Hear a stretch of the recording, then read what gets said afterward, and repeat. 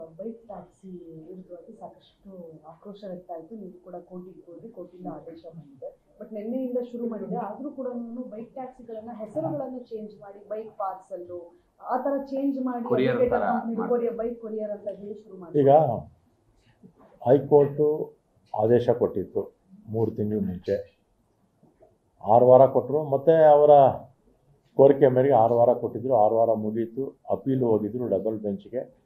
ಅವರಿಗೆ ಕೋರ್ಟಲ್ಲಿ ಸ್ಟೇ ಕೊಡಲಿಲ್ಲ. ಮತ್ತು ಯಾವತ್ತೂ ಮುಂದೆ ಈ ತಿಂಗಳಲ್ಲೇ ಕೊನೆಯಲ್ಲಿ ಯಾವತ್ತೂ ಅದನ್ನು ತಗೊಳ್ತೀವಿ ಅಂತ ಹೇಳಿದ್ದಾರೆ. ಕೋರ್ಟು ಸ್ಟೇ ಕೊಡದೇ ಇರೋದ್ರಿಂದ ಮೊದಲನೇ ಬೆಂಚಲ್ಲಿ ಏನು ತೀರ್ಮಾನ ಆಗುತ್ತೆ ಅದು ಕಾರ್ಯಗತ ಮಾಡಬೇಕು. ಮತ್ತು ನಮ್ಮ ಇಲಾಖೆಗೆ ಡೈರೆಕ್ಷನ್ಸ್ ಕೊಟ್ಟಿದ್ದಾರೆ.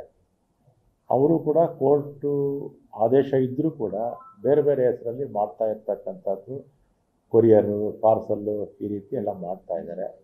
ನಮ್ಮ ಅಧಿಕಾರಿಗಳು ಕಠಿಣ ಕ್ರಮ ತಗೊಳ್ತಾರೆ. ಕಾರ್ಯಾಚರಣೆಯನ್ನು ಮುಂದುವರಿಯುತ್ತೆ ಸರ್. ಇದು ನಿನ್ನೆ ಆರಂಭ ಮಾಡಿದ ನಿನ್ನೆ ಒಂದೇ ಮುಂದುವರಿಯುತ್ತೆ. 3 ಬೈಕ್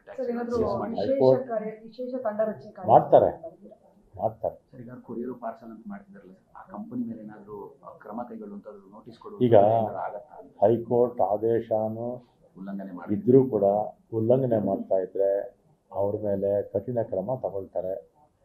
ನಮ್ಮ ಕಮಿಷನರ್ ಅವರಿಗೆ ಇದನ್ನು ನಮ್ಮ ವಕೀಲರ ಮುಖಾಂತರ ಹೈಕೋರ್ಟ್ ಗಮನಕ್ಕೂ ಕೂಡ ತರಬೇಕು ಅಂತ ಹೇಳಿ. ನಮ್ಮ ಬೈಕ್ ಟ್ಯಾಕ್ಸಿ ಅಸೋಸಿಯೇಷನ್ ಇಂದ CMಗೆ ಮತ್ತು ತಿರ್ಗ ರಾಹುಲ್ ಗಾಂಧಿ ಅವರಿಗೆ ಫ್ರೇಮನ್ನು ಮಾಡಿ, ಅಂದರೆ ರೂಲ್ಸನ್ನು ಫ್ರೇಮ್ ಮಾಡಬೇಕು. ಈಗ ಒಂದು ಮನವಿಯನ್ನು ಕೊಟ್ಟು ನಾವು ನಮಗೆ ಸ್ಕೂಟ್ರ್ ನಾವು ತೊಗೊಳ್ಳೋದು ಸ್ವಂತ ಉಪಯೋಗಕ್ಕೆ, ಸೈಕಲ್ ಮೋಟರ್ ತೊಗೊಳ್ಳೋದು ಸ್ವಂತ ಉಪಯೋಗಕ್ಕೆ ಅಲ್ವಾ, ಇದು ಸ್ವಂತ ಉಪಯೋಗಕ್ಕೆ ಇರ್ತಕ್ಕಂಥದ್ದು. ಆಮೇಲೆ ಆಟೋ ಇರೋದೇನಕ್ಕೆ, ಕಮರ್ಷಿಯಲ್ ಬಾಡಿಗೆಗೆ, ಟ್ಯಾಕ್ಸಿ ಇರೋದೇನು ಬಾಡಿಗೆಗೆ ಅಲ್ವಾ. ಅವ್ರವ್ರ ಕೆಲಸ ಮಾಡಲಿ. ಸ್ವಂತ ಉಪಯೋಗಕ್ಕೆ ತೊಗೊಂಡಿರೋ ಆ ವಾಹನವನ್ನು ಸ್ವಂತಕ್ಕೆ ಬಳಸ್ಕೊಳ್ಳಿ. ಅದು ಈಗಿರ್ತಕ್ಕಂಥ ಕಾನೂನು. ರಾಜ್ಯ ಸರ್ಕಾರದಿಂದ ರೂಲ್ಸ್ ಆ ಥರದ್ದು ಏನಾದ್ರು ಆಗತ್ತೆ ಸರ್? ನಮ್ಮ ಸ್ಟ್ಯಾಂಡು ಹೈಕೋರ್ಟಿಗೆ ಮೊನ್ನೆ ಹೇಳಿದ್ದೀವಿ. ಓಕೆ ಸರ್, ರೂಲ್ಸ್ ಮಾಡೋದಿಲ್ಲ. ನಮ್ಮ ಏನು ಸ್ಟ್ಯಾಂಡ್ ಹೈಕೋರ್ಟಲ್ಲಿ ನಮ್ಮ ಅಡ್ವೊಕೇಟ್ ಜನರಲ್ ಹೇಳಿದ್ದಾರೆ, ಅದೇ ನಮ್ಮ ಸ್ಟ್ಯಾಂಡ್. ನ್ಯೂಸ್ ಫಸ್ಟ್, ನಿರ್ಭೀತಿಯಿಂದ ನಿಮ್ಮ ಪರವಾಗಿ.